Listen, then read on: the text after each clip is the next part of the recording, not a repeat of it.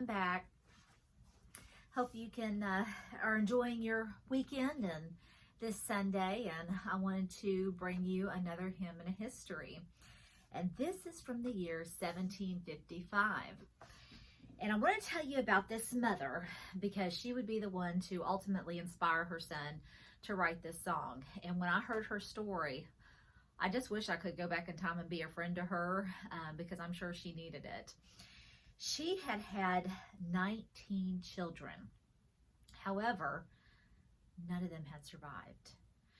Her 20th pregnancy, she did give birth to a boy. And when he was born, it appeared that he was stillborn. And let me tell you her name. Her name is Monica Doddridge. And I think any woman who can go through that much heartache needs to be recognized. But as they had set her son aside, he cried out, and Monica was filled with hope and joy. She said, "You know what, Lord, if you allow him to live, then I'm going to raise him for you." And she did just that. She used Delft tiles to help him, to instill in him biblical history and Bible stories. I found pictures of these on the internet, and I think they were very neat. I wish I had a fireplace or even some place to put them in today. So, let's see, she named him Philip. So Philip was named, and unfortunately, he would be orphaned at an early age. I can only imagine the toll that 19 pregnancies had on her body, let alone her mental psyche. So his mother unfortunately died, and so did his dad. And this is back in the year 1755, so you know it was kind of normal for people to pass away early. So friends cared for him, friends of his parents.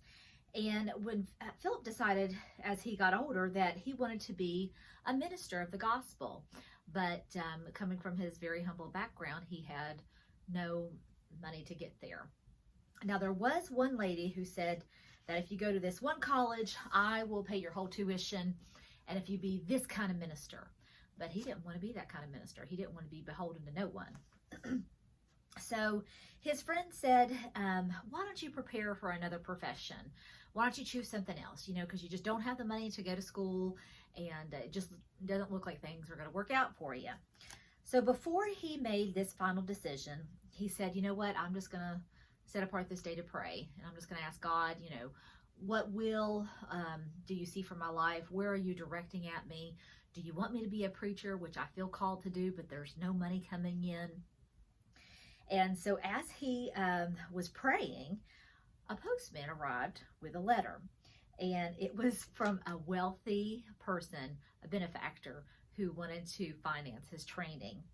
And so it was from that day forward that he led a life of prayer, and he trained himself to pray without ceasing. Even as he was getting washed and dressed in the morning, he would use those moments to pray to God. And so, let me see.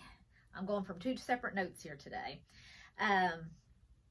He ended up being a pastor at the age of 27, and he was asked to be head of the seminary for the non-Anglican ministerial students in Northampton, England.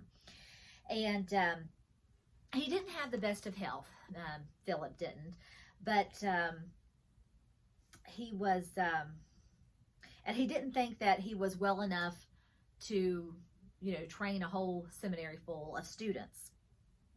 But while he was passing a house, he overheard a child reading Deuteronomy 33:25, and it reads, "As your days, so shall your strength be." And this he took a sign that from God, and he accepted the call to be the ministerial head of the seminary for the non-Anglican students.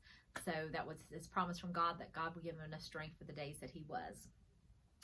And as he was there at Northampton Academy, his reputation was so great that the students flocked there, mostly because of his chapel sermons and his powerful prayer life. And so for 22 years, he trained the students there. And the books that he wrote became, most loved by the students and a must reading for the Christians of his day. So he did die from tuberculosis at the age of 48. So he was there for 22 years. And he did write 400 hymns to accompany a lot of his sermons. That's just kind of what I have observed in studying a lot of these old hymns is pastors would just write a sermon to go with their hymn. And a sermon and a hymn together to go together. And Queen Victoria chose the hymn that we're going to sing today to be sung at the confirmation of one of her daughters. I thought that was kind of neat. So our hymn today, and I hope you've heard it before. I think I had recognized it. It's "Oh Happy Day That Fixed My Choice." So let me sing it and you see if you recall it from your church days. Oh, happy day that fixed my choice on thee, my Savior and my God.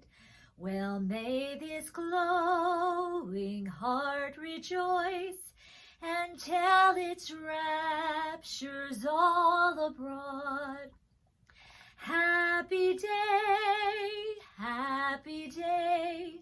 when Jesus washed my sins away. He taught me how to watch and pray and live rejoicing every day. Happy day, when Jesus washed my sins away. So I know now that Philip and his mother are now reunited in heaven, and I hope they got to catch up on all those years that they missed out. But never underestimate your role as a mother in the children of your life. Even though you may only have them for a few years, if you do it for the Lord, you can make them multiply many years than you would have yourself with that child. So I hope it is a happy day for you all, and I hope that you will join me next week. Drop down in the comments below if you recognize this song, or maybe another song that you might like to know the history of. So I look forward to seeing you guys next week. Good night.